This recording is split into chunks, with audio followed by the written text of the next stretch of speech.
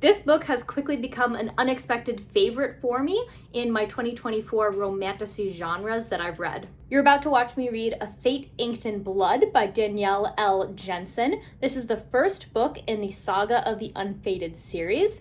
I'm going to be updating you periodically with my thoughts as I'm reading the book. I think I have decent expectations for this book. I've seen a couple quotes from it and I'm like, oh, that sounds adorable and so nice. Like, it sounds really romantic. So yeah, based on just like the random quotes that I've seen and the good kind of ratings and the fact that it was in the pile at Indigo as like one of the best books of 2024 recommended by like the staff and stuff, I'm like, okay, yeah. Let's pick this book up and see what it's all about. So from my understanding, A Fate Inked in Blood follows our main character Freya, and she's basically born with like a drop of goddess blood, I believe. And so that makes her secretly really, really powerful and super useful. But nobody knows about it. I don't know if she knows about it. I think that she does. And something happens where like the guy that I think she's supposed to marry finds out, or something happens and she gets blamed for something, and she basically has to fight this guy's like son.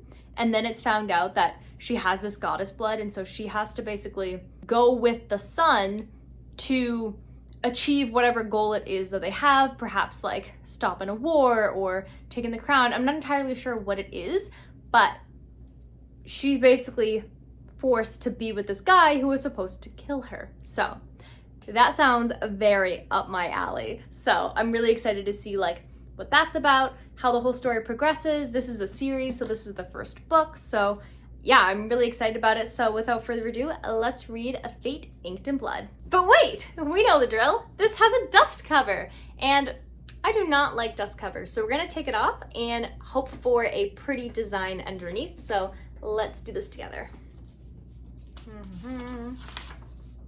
Is there a design? Oh, the book is blue. That's nice. Okay, ready? 3, 2, 1. Okay. Oh wait, no, it's like subtle. This is acceptable. It's a very subtle little thin. It matches the little thin on her hand here, so don't know what that means, but it seems like it's part of the plot. So yeah, let's read this book for real now.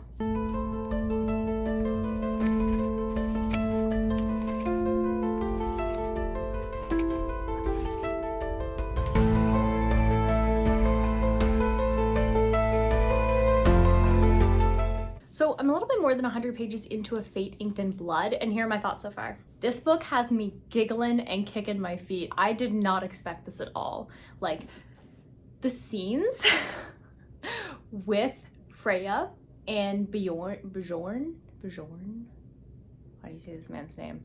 I feel like the J is like a Y, Bjorn, and like their first interaction is she threw a fish at him, and like there's so much tension, and their conversations, like everything about it just warms my heart. I love it. I'm honestly like, I went, like I screamed. I did one of those airless screams because of this book. But it's like awkward because basically what happened so far is that she and her husband do not get along. She was forced to marry this guy because he has a drop of a god in him, so he can basically control like fish and water and that kind of stuff.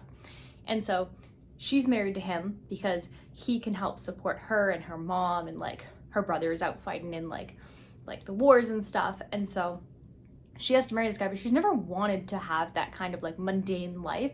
She's always felt like she should be part of the front lines and fighting alongside her brother. And that's something that her dad taught her when she and her brother were younger. Like, he taught them both how to fight, but she was not allowed to follow like where her brother is going to fight. So she kind of makes it very clear to her husband, and she steps outside of the lines, which honestly, like, good for her because her husband sucks, but her husband doesn't take it well. And so this ends up in her having to do this like fight to the death for disrespecting her husband, and she has to fight this like important guy's son who's also has a drop of a god in him, but he has like flames, so he has like a flaming axe and stuff.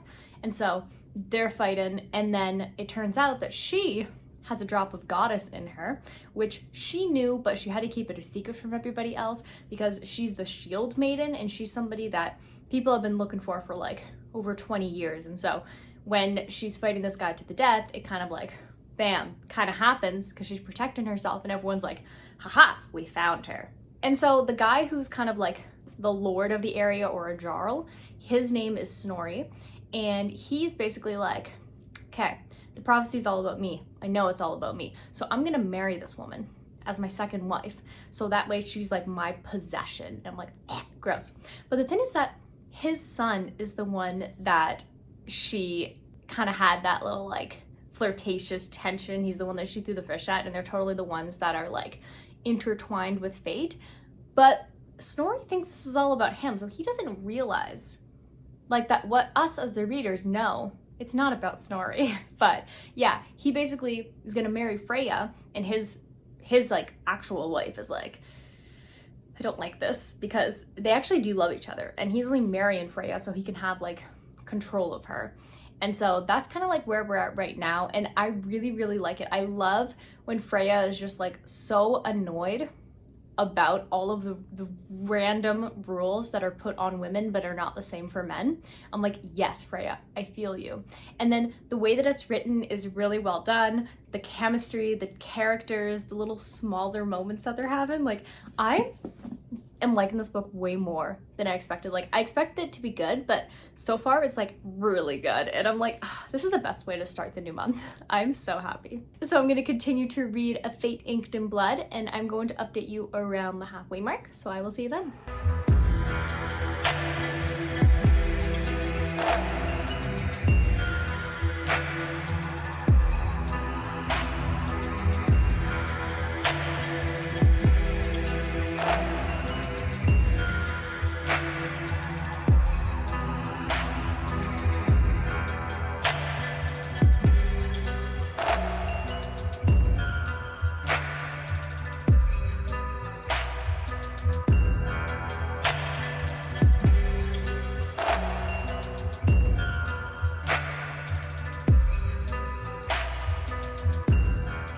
Okay, so I'm now more than halfway through A Fate Inked in Blood, and this book, the slow burn in this book is how I love slow burns to be. They're both pining after each other, but then it's like, they can't, it's forbidden because she's technically married to his dad, which is like kind of a weird thing to think about, but they're not actually like married, it's marriage of convenience, kind of stuff like that.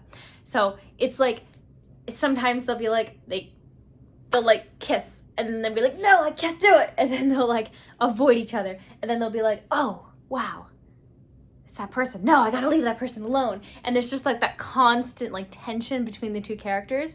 And I love it. Like we're more than halfway through and it's still like brewing, and certain things haven't happened, if you know what I mean. And I think that that's so good because this is that slow burn that I just like. I love it. I love it. We're also introduced to these really interesting characters called specters, which remind me of the Suriel from ACOTAR. And they kind of like appear, and Freya will see them and be like, okay, I guess I gotta go follow that guy because nobody else can see them. Kind of walks over and it will like vaguely point in a very nobody knows where direction. It's just like, look, or hey, look at this thing over here. Doesn't say any specifics. And so a lot of it is left up into the character's like interpretation. And so this is where we see where it's like Snorri thinks that he is going to be this amazing big kin guy, and I mean, maybe he will, but I just thoroughly do not believe that he will be. I think that it's like the message, the prophecy was misinterpreted. And that's kind of like how it is with these gods, that they're like, these gods and these goddesses, they're only giving you a little bit, and then you have to like guess and figure out like, is this what they wanted me to do? Is this what they meant? And then it turns out that's not usually what they meant at all. So I think that that's really interesting, and I can understand why certain characters think things. And because like me as a reader, I get a nice holistic view of everything. I have time to think about it. But Freya doesn't have time to think about it. Snorri doesn't have time to think about it. None of them do. They're just like, go, go, go constantly. I really like the introduction of Bottle's character. For me though, I think that there should have been a few more scenes before they ended up doing the next kind of big fight scene. I think it would have made it more impactful. But I like that she's pretty much like a mother figure for Freya. She's giving her guidance and really just helping her along the way. Oh, and then the discovery that we made about that one specter that only Freya can see, the one with the green eyes, and I'm like, ooh, that's super interesting. And I also don't think that the person who's leaving all these like secret things for the enemy to find is who she thinks it is.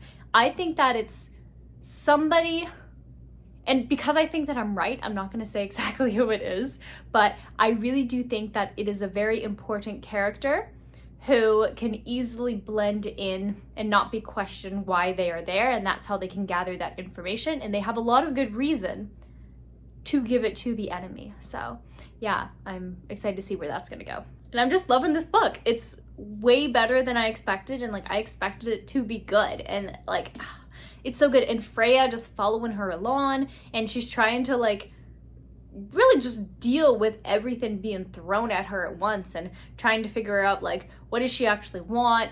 Is she in control of her own destiny because she is unfated? Because it feels like everybody else is just like forcing her to go onto a path that she doesn't have a control over. Then anytime she does try to control it, it goes really, really bad. So yeah, I'm excited to see where the rest of the story is going to go. It's a series, so that makes me more excited because there's like so many kind of like hints and stuff that I don't know exactly what it's going to lead into. But yeah, I'm really liking this book, and I feel like when I finish it, I'm gonna be heartbroken that I won't be able to read the next one until it comes out. It feels like some kind of cruel, twisted universe I live in when the really good books, I still have to wait for more of them, you know? So yeah, I'm gonna continue to read A Fate Inked in Blood. I'm really sad that I'm almost done this book. So yeah, I'm gonna continue to read, and I will update you when I finish it with my final thoughts. So I will see you then.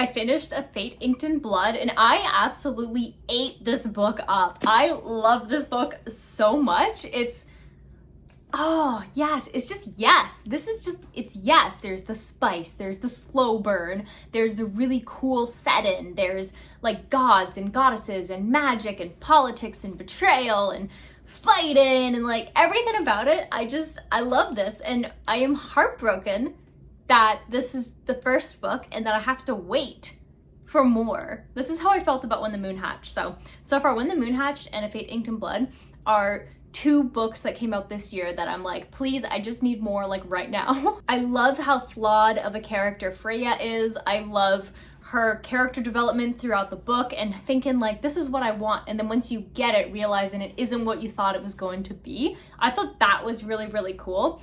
And I loved like her magic. I love the romance with her and Bjorn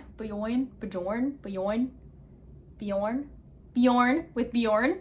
I'm like, yes, oh, it's so adorable. And how she's like constantly just being used all the time. No one ever like lets her make a decision. When she makes a decision, it's other people making it for her. And so she's always just been so trapped. And so the rage that she has makes so much sense, and it's just like beautiful. And even though I was able to predict the plot twist towards the end, like a couple of them, there were some that I was like, I didn't know that and didn't expect that. So there's one thing at the end that I was surprised about, which was really nice because it didn't even cross my mind. The other stuff was predictable, but it was okay. Like, I don't mind that. I think that it was executed very, very well, and it made sense, and it's a perfect setup for the second book. It's also given me Blood and Ash vibes, like for real. Like Blood and Ash still is like a top tier series for me. So I'm not saying this is a top tier series just yet, but if it keeps at this pace, I think it's gonna be ending up in like a really good tier. I just really, really love this book. I think that it was really well written. I loved all the different characters. I loved all the different gods. I loved the setting and just how everything was going. And it's like a really simple story. And I think that is completely okay. And I really loved it. When I think about romantasy, this is the kind of stuff that I crave. This is the kind of stuff that I love. A well-written book with a strong female protagonist who, she's not just like, oh, I'm gonna stab you. No, she's like complex and she has stuff going on and she's super flawed and she's put into these situations and she has no control, and you can feel the rage that she has because of the way, like, this is like definitely like olden days times. And so like, she's supposed to just be like a housewife, like do the fish for her husband, all of that stuff, have children. And so always being trapped in this one role, and then being trapped in a role that she wanted, but wasn't exactly what she wanted, I thought was just a really good contrast. And I really just love everything about this book. And everybody needs a Bjorn in their life. I love that he's always just really, really warm all the time. It's like, yes, gives an excuse for people to want to like cuddle up with him, and he's got his like flaming axe, and he's like a strong warrior, and he's sweet and he's kind, and he's good. But he's also tough. Like, he'll beat up the bad guys, but he'll also burn the world down for the woman that he loves. And I'm like, I love that. I love it so much. It's giving Cole vibes. So today I will be awarding A Fate Inked in Blood a total of 5 stars. I don't think you're surprised about that. Honestly, I was surprised about it because I didn't expect it to be a 5-star read. When I picked it up, I thought it was gonna be like a 4.5, but no. By the like second chapter, I was already like kicking my feet. I was giggling. I was having such a great time with this book and continued to have an amazing time with this book. I love the pacing. This is the kind of pacing that I really love as a reader, where you get straight into the story and the action, and then you have these small quiet moments with the characters together. You have some drama, you get some more small quiet moments, and then it's like bam, bam, bam, bam, bam. That's what I like, and this book was like that. So the next book that I'm going to be reading is The Song of the Marked by S.M. Gautier. This book I feel like I bought it like really early in the year, but I'm the kind of reader who I'll buy books and I won't read it until I'm just like, okay, it's time. And that time does not make any sense. Sometimes I'll buy a book and I'll read it the day that I buy it. Sometimes it will be years later and I pick it up and I read it. And my friends who loan me books despise this, but it's just the way that my brain's wired. So yeah, this is what I'll be reading next, and I'm really excited. I'm in such a romantasy fantasy mood right now, and that's just like all I crave. So if you're interested in watching me read The Song of the Marked or any other book that happens to be on my never-ending TBR, you can definitely follow me on Goodreads. That is in the description, and you can see what I'm currently reading, what I want to read, and all of that good stuff. I also leave reviews there, and sometimes they're spoilers. So if you like spoilers, you can read my Goodreads reviews as well, but I will make spoiler videos at some point as well. So if you haven't already, definitely hit the subscribe button and turn on the bell notification. That way you get notified anytime a new video comes out. If you enjoyed this video, and if you love romantasy as well, definitely hit the like button, and I'll see you in the next video. Bye!